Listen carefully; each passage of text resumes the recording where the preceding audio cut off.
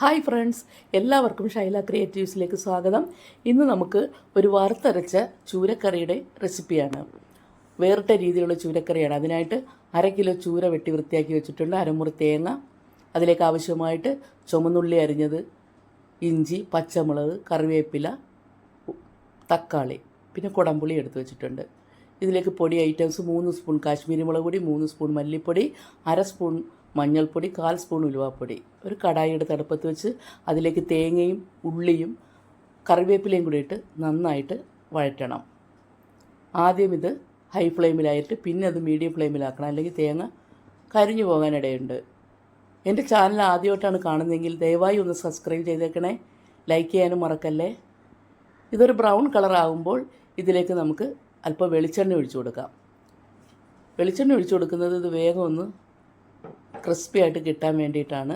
ആ സമയത്ത് നമുക്ക് ലോ ഫ്ലെയിമിലേക്ക് ആക്കി വെക്കണം, ഇല്ലെങ്കിൽ അത് കരിഞ്ഞു പോകാനിടയുണ്ട്.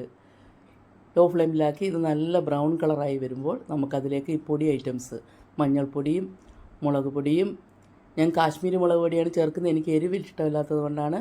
സാധാ മുളക് പൊടി ചേർക്കുന്നവർക്ക് പകുതി അത് ചേർക്കാവുന്നതാണ്. ഈ പൊടി ഐറ്റംസ് ഇട്ട് കഴിഞ്ഞിട്ട് നമുക്കിത് നല്ലതുപോലെ ഒന്ന് ഇളക്കിയെടുക്കണം.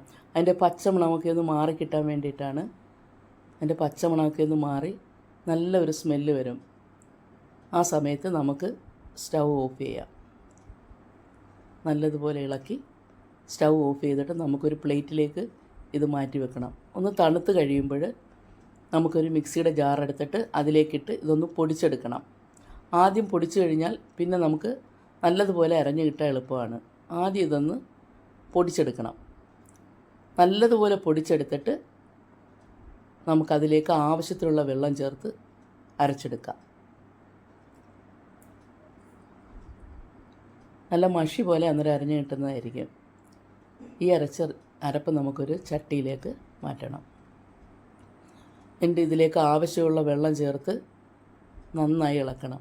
ആവശ്യമുള്ള ഉപ്പ്, നമ്മളെടുത്ത് വെച്ചിരിക്കുന്ന കുടംപുളി, ഇതും കൂടി ചേർത്ത് ഇത് നല്ലതുപോലെ ഇളക്കിയിട്ട് സ്റ്റൗ ഓൺ ചെയ്തിട്ട് നമുക്ക് ഈ ചട്ടി അതിൽ വെച്ചിട്ട് ഒരു മൂടി വെച്ച് അടച്ച് നന്നായിട്ടൊന്ന് തിളപ്പിക്കണം.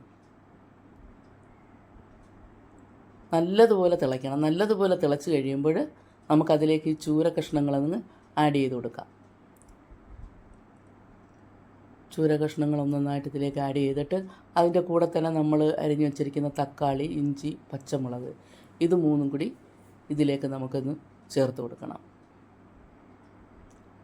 ഇഞ്ചിയും തക്കാളിയും പച്ചമുളകും ചേർത്തിട്ട് വീണ്ടും നല്ലതുപോലെ ഒന്ന് ഇളക്കണം. നല്ലതുപോലെ ഒന്ന് ഇളക്കിയിട്ട് ഹൈ ഫ്ലെയിമിൽ ഇത് നല്ലതുപോലെ ഒന്ന് തിളയ്ക്കാൻ വെക്കണം.